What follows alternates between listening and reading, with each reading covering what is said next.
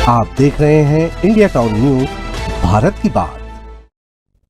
नमस्कार, मैं हूं आपके साथ संजना कुशवाहा। स्वागत है आपका हमारे खास बुलेटिन राजनांदगांव की खबरों में, जहां हम आपको राजनांदगांव की महत्वपूर्ण खबरों से रूबरू कराएंगे। तो चलिए बुलेटिन की शुरुआत करने से पहले एक नजर डालते हैं आज के हेडलाइंस पर। अवैध शराब पर बड़ी कार्रवाई, थाना बाग नदी में पुलिस की रेड, आरोपी गिरफ्तार।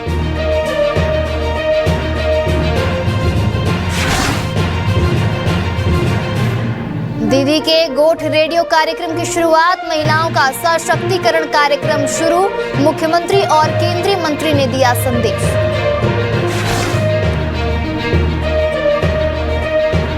पुलिस ने सट्टा कारोबारी को रंगे हाथों पकड़ा, संतोष मंडावी से मोबाइल नकदी जब्त, जुआ प्रतिषेध अधिनियम में आरोपी गिरफ्तार। चैन स्नैचिंग गिरोह गिरफ्तार, 3,05,000 रुपए के गहने बरामद, रायपुर, धमतरी और बालोद में भी थे सक्रिय। राजनांदगांव ओवरब्रिज पर खतरों के गड्ढे, धीमी रफ्तार निर्माण, बढ़ा हादसे का खतरा, प्रशासन की अनदेखी से बड़ा जोखिम। चलिए बढ़ते हैं खबरों की ओर। राष्ट्रीय स्वास्थ्य मिशन यानी कि NHM के अंतर्गत कार्यरत स्वास्थ्य कर्मचारियों ने अपनी मांगों को लेकर चल रहे आंदोलन के 15वें दिन एक अनोखा विरोध दर्ज कराया, जहां कर्मचारियों ने चुनरी यात्रा निकालते हुए माता रानी से सरकार को सद्बुद्धि देने की प्रार्थना की है। वहीं यह चुनरी यात्रा राजनांदगांव कलेक्ट्रेट से शुरू होकर माता पताल भैरवी मंदिर तक निकाली गई। कर्मचारियों ने माता रानी के जयकारे लगाते हुए अपनी व्यथा को उजागर किया। उनका कहना है कि वे बीते 15 दिनों से अपनी मांगों को लेकर हड़ताल पर बैठे हैं, लेकिन अब तक सरकार की ओर से कोई ठोस आश्वासन नहीं मिला है। कर्मचारियों ने बताया कि सरकार की चुप्पी से वे आहत हैं और अब माता रानी के दरबार में अपनी गुहार लेकर पहुंचे हैं। आज मांगों के लिए प्रदर्शन कर रहे हैं, हम चुनरी यात्रा निकाल रहे हैं। माता पताल भैरवी के दरबार में हम जाएंगे। हमारी मांगों को हम नहीं तो 20 साल से मांगते आ रहे हैं और आज अनिश्चितकालीन हड़ताल का 16 दिन हो गया। हम शासन प्रशासन, हमारे देश के कर्ता धर्ता, राज्य के कर्ता धर्ता सबसे मांग के थक चुके हैं। तो आज इस संस्कारधारी नगरी में जो हमारी माता बैठी पताल भैरवी माता, आज उसके के दरबार में हम जाकर चुनरी भेंट करते हुए अपने नियमितीकरण की मांग को रखेंगे। कोई नहीं सुन रहा, क्या लगता है माता आपके पास में? जरूर सुनेगी माता, हमारी मांग जरूर सुनेगी। माता सबकी सुनती है और सरकार को भी हमारी मांगे सुननी पड़ेगी, क्योंकि हमारी मांगे जायज है और जो हमें मिलनी चाहिए, जो उन्होंने हमारे मंच में आके वादे किए थे, हम सिर्फ वही मांग रहे हैं, कुछ अलग से नहीं मांग रहे हैं। तो सरकार को भी हमारी वादों को सुनना पड़ेगा। SSIT PMT कॉलेज रायपुर के NSS के छात्रों ने राजनांदगांव के महावीर चौक में नुक्कड़ नाटक के जरिए HIV एड्स जैसी गंभीर बीमारी को लेकर जन जागरूकता अभियान चलाया, जहां इस नुक्कड़ नाटक के माध्यम से छात्रों ने बताया कि HIV कोई अभिशाप नहीं है, बल्कि समय पर जांच और सही इलाज से इसे नियंत्रित किया जा सकता है। नाटक में उन्होंने टोल फ्री हेल्पलाइन नंबर की जानकारी दी, जिसके जरिए लोग परामर्श ले सके और अपनी समस्याओं का समाधान पा सके। कार्यक्रम का उद्देश्य समाज में HIV को लेकर फैली भ्रांतियों को दूर करना और लोगों को जागरूक करना था। रायपुर कॉलेज से आए NSS छात्र केवल राजनांदगांव ही नहीं, बल्कि दुर्ग और रायपुर जैसे अन्य शहरों में भी इस तरह के नुक्कड़ नाटक के जरिए जागरूकता फैलाने का काम कर रहे हैं। हम HIV के माध्यम से हम रायपुर नुक्कड़ नाटक ये सब कर रहे हैं। दुर्ग, भिलाई, वहाँ पर नुक्कड़ नाटक के थ्रू अपन HIV के रिलेटेड जागरूकता फैला रहे हैं समाज में। कई लोग इस HIV को गलत तरीके से लेते हैं, बट ये गलत नहीं है। अगर हम चाहे तो डट के इसका सामना कर सकते हैं। 097 एक टोल फ्री नंबर है, जिसमें कोई भी अगर एक मरीज है जिसको मान लीजिए आपको HIV पॉजिटिव है, तो उसको क्या क्या पॉजिटिव एक्शंस लेने चाहिए, क्या क्या नहीं करना चाहिए, ये 1097 पे कॉल करने से आराम से आपको पता चल सकता है। अगर मान लीजिए किसी को HIV है, तो अगर वो 1097 पे कॉल करता है तो उसको प्रॉपरली वो गाइडलाइंस दिया जाता है कि आप कहाँ पर अपने आप को बचाव कर सकते हो और कैसे आप खुद को बचा के रख सकते हो। अगर किसी को नहीं भी है तो वो भी कॉल कर सकते हैं कि पूछने के लिए कि हम कैसे अपने आप को ये सब चीज़ से बचाव करके रखें। और हम SSI PMT रायपुर से आए हैं, सबको जागरूक करने का कोशिश कर रहे हैं और प्रयास कर रहे हैं और कोशिश करते रहेंगे कि सब HIV के प्रति जागरूक रहें। खैरागढ़ के अमलीपारा वितरण केंद्र में लाइन सहायक ग्रेड 2 गौतम साहू ने 36 वर्षों की लंबी सेवा के बाद सेवानिवृत्ति ली। वहीं इस अवसर पर केंद्र कार्यालय में एक भावुक विदाई समारोह का आयोजन किया गया, जिसमें विभाग के वरिष्ठ अधिकारी और कर्मचारी मौजूद रहे। कार्यक्रम में कार्यपालन यंत्री A.K. द्विवेदी समेत अन्य गणमान्य व्यक्तियों ने भी अपनी उपस्थिति दर्ज कराई। सभी ने गौतम साहू के समर्पित और निष्ठावान कार्यकाल की सराहना करते हुए उनके उज्जवल भविष्य और उत्तम स्वास्थ्य की शुभकामनाएं दी। सहकर्मियों ने गौतम साहू को सम्मान पूर्वक विदा करते हुए उनके योगदान को अविस्मरणीय बताया। थाना बागनदी पुलिस ने ग्राम सड़क चिरचारी में स्थित चंडीगढ़ ढाबा पर छापा मारकर ढाबा संचालक को रंगे हाथों पकड़ा है, जो यहां अवैध रूप से शराब पीने की सुविधा प्रदान कर रहा था।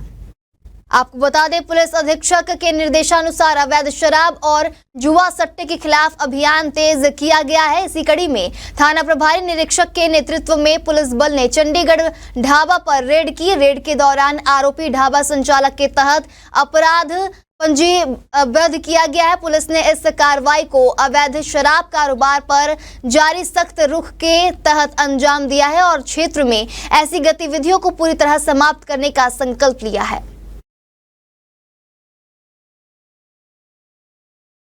पंचायत एवं ग्रामीण विकास विभाग द्वारा ग्रामीण महिलाओं के सशक्तिकरण के लिए शुरू किए गए नए रेडियो कार्यक्रम दीदी के गोठ का छत्तीसगढ़ के सभी आकाशवाणी केंद्रों में शुभारंभ किया गया है।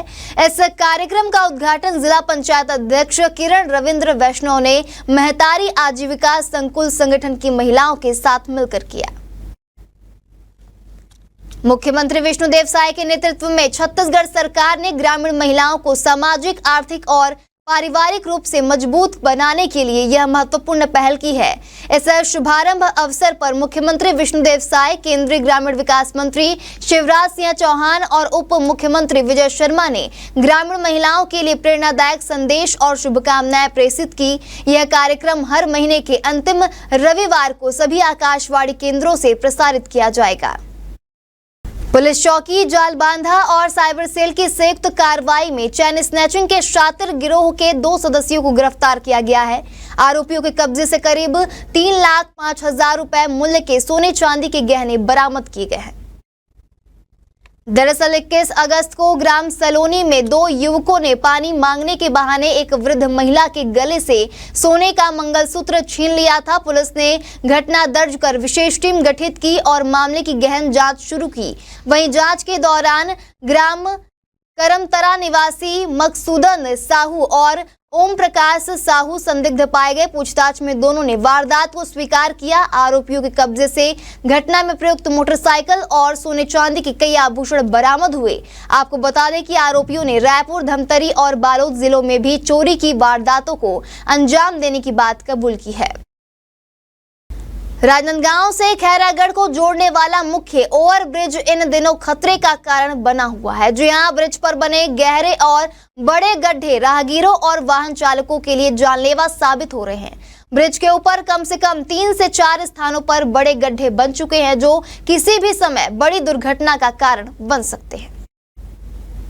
स्थानीय लोगों का कहना है कि अंडरब्रिज का निर्माण कार्य बेहद धीमी गति से चल रहा है, जिसके चलते पूरे ट्रैफिक का दबाव ओवरब्रिज पर आ गया है। भारी वाहनों की आवाजाही से ब्रिज की हालत लगातार बिगड़ती जा रही है। गड्ढों से गुजरते समय बाइक सवारों को विशेष रूप से परेशानी होती है। वहीं बारिश में ये गड्ढे और भी खतरनाक हो जाते हैं, क्योंकि पानी भर जाने से इनकी गहराई का अंदाजा लगाना मुश्किल हो जाता है। राहगीरों ने कई बार प्रशासन से इस दिशा में ध्यान देने की मांग की, लेकिन अब तक कोई ठोस कदम नहीं उठाया गया। वहीं स्थानीय नागरिकों का कहना है कि अगर समय रहते ब्रिज की मरम्मत नहीं की गई तो किसी बड़े हादसे से इनकार नहीं किया जा सकता। थाना बागनदी पुलिस ने ग्राम सड़क चिरचारी के बस स्टैंड के पास सट्टा लिखते हुए आरोपी संतोष मंडावी को रंगे हाथ पकड़ा है और आरोपी के कब्जे से मोबाइल और नकदी जब्त किए हैं। पुलिस अधीक्षक के मार्गदर्शन में चलाए जा रहे अवैध शराब और जुआ सट्टे की रोकथाम अभियान के तहत थाना बागनदी पुलिस ने यह महत्वपूर्ण कार्यवाही की है, जहां थाना प्रभारी निरीक्षक के नेतृत्व में आरती होटल में आरोपी संतोष मंडावी को सट्टा पट्टी लिखते हुए गिरफ्तार किया गया है।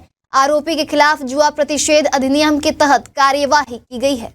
जिला के नवनिर्वाचित सरपंचों के लिए 3 दिवसीय प्रशिक्षण सत्र की शुरुआत डीपीआरसी भवन देवारी भाट में हुई, जहां कार्यक्रम की शुरुआत जिला पंचायत अध्यक्ष खमन ताम्रकार, उपाध्यक्ष विक्रांत सिंह समेत अन्य जनप्रतिनिधियों की उपस्थिति में वृक्षारोपण से हुई। सभी अतिथियों ने एक पेड़ मां के नाम अभियान के तहत वृक्षारोपण कर पर्यावरण संरक्षण का संदेश दिया।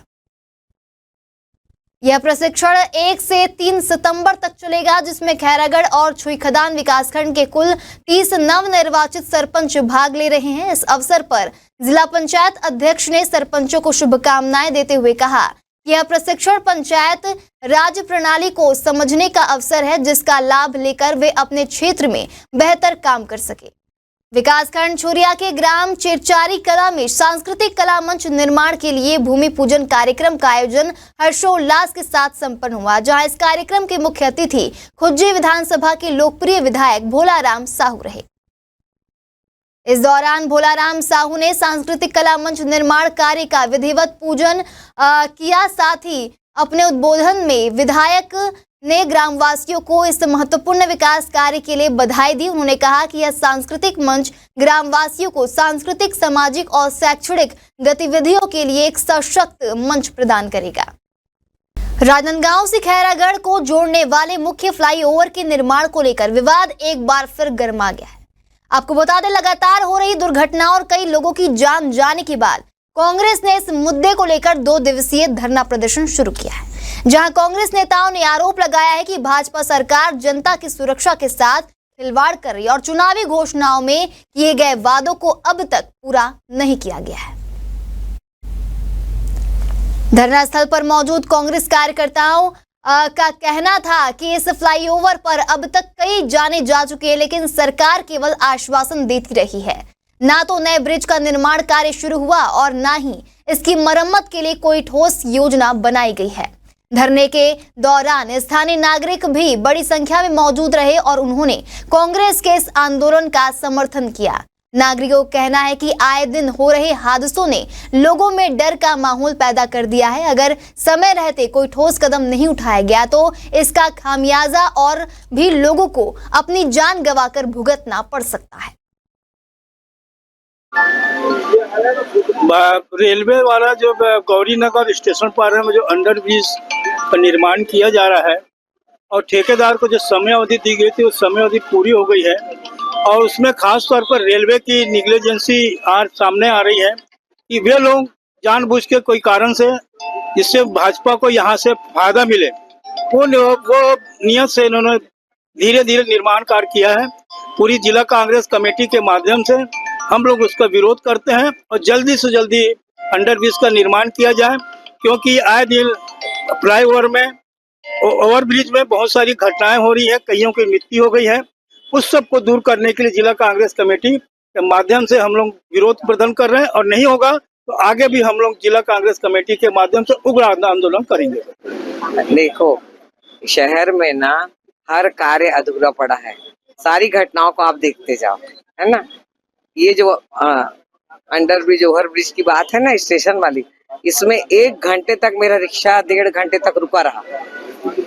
इधर आदमी नहीं निकल सक रहा, उधर नहीं निकल सकला, बोले कोई खत्म हो गया है।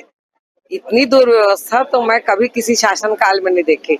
डॉक्टर रमन सिंह से मेरा निवेदन है कि आप हमारे विधायक हो, आप सबके विधायक हो, इस व्यवस्था में अपनी उचित निगरानी रखें। आप उचित निगरानी रखो और जनता का साथ दो।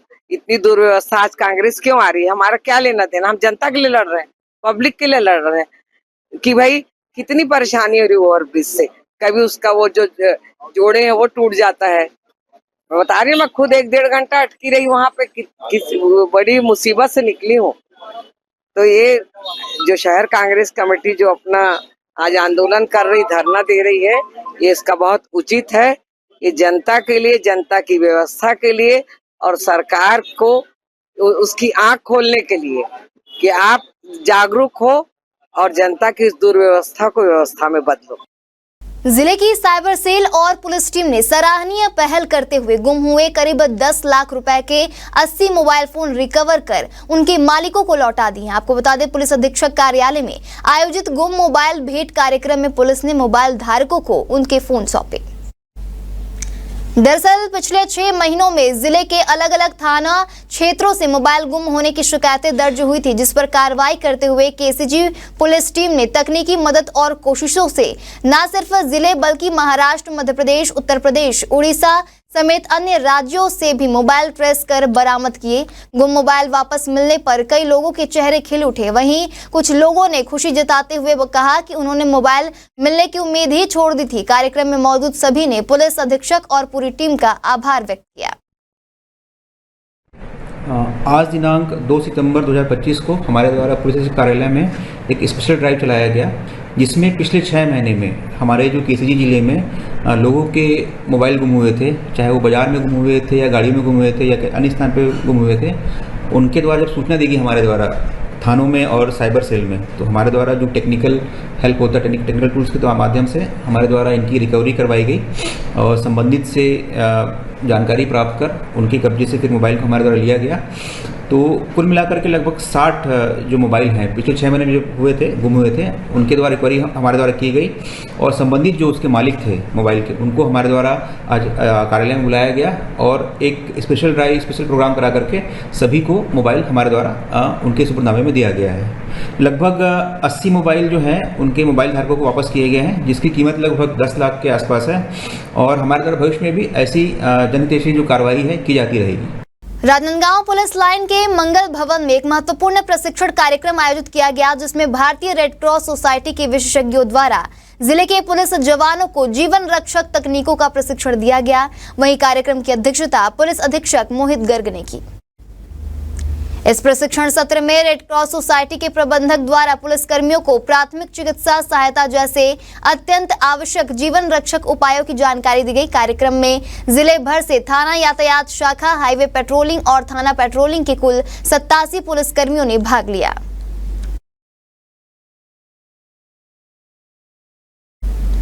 हमारे खास बुलेटिन राजनांदगांव की खबरों में फिलहाल इतना ही। तमाम खबरों के लिए बने रहिए इंडिया टाउन न्यूज के साथ। नमस्कार। आप देख रहे हैं इंडिया टाउन न्यूज, भारत की बात।